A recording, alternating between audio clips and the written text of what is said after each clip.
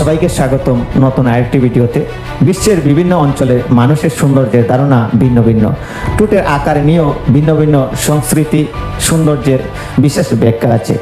বিশেষ করে আফ্রিকা মহাদেশের কিছু জনগোষ্ঠী মোটা টুটকে সৌন্দর্যের একটি গুরুত্বপূর্ণ অংশ হিসেবে বিবেচিত হয়। সাব সাহারান আমেরিকা অনেক জাতিগোষ্ঠী যেমন ইথিওপিয়া, সুদান, নাইজেরিয়া এবং অন্যান্য পশ্চিম ও মধ্য আমেরিকান দেশগুলির কিছু আদিবাসী গোষ্ঠী মোটা টুটকে সৌন্দর্য, যৌবন এবং আকর্ষণের প্রতীক মনে করে। মুসলিম এবং সুরমা জাতিগোষ্ঠীর মধ্যে মহিলাদের টুটে লিপ প্লেট বা লিফট ডিস্ক ব্যবহার করে বড় টুট করে তোলেন। এটি শুধু সৌন্দর্যের মানদণ্ড নয়, বরং সামাজিক মর্যাদা এবং নারীদের প্রাপ্তবয়স্ক হয়ে ওঠার একটি চিহ্ন হিসেবেও ধরা হয়। আফ্রিকান সংস্কৃতি, বিশেষ করে উত্তর আমেরিকায় আমেরিকান বংশগত জনগণের মধ্যে মোটা টুটকে আকর্ষণীয় এবং গর্বের সৌন্দর্যের প্রতীক হিসেবে ধরা হয়।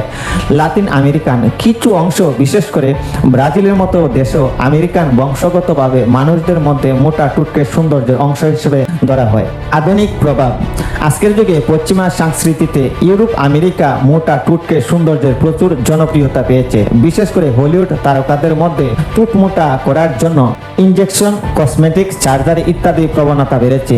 কাইলি জেনার, অঞ্জলিনা জোলির মতো তারকাদের টুটেও আকৃতি জনপ্রিয় হয়ে উঠেছে। ফলে এখন বিশ্বজুড়ে টুটা মুখকে অনেক সময় বা অত্যন্ত আকর্ষণীয় মনে করা হয়। কেন মোটা টুটকে সৌন্দর্য মনে করা হয়? মোটা টুটকে যৌবন, উর্বরতা এবং সুস্বাস্থ্যের চিহ্ন হিসেবে বিবেচিত করা হয়। এটি মুখের এক ধরনের ভারসাম্য তৈরি করে, যা মানুষকে আকর্ষণীয় দেখাতে সাহায্য করে। প্রাকৃতিক প্রবণতা সৌন্দর্যের একটি চাপ দেয়।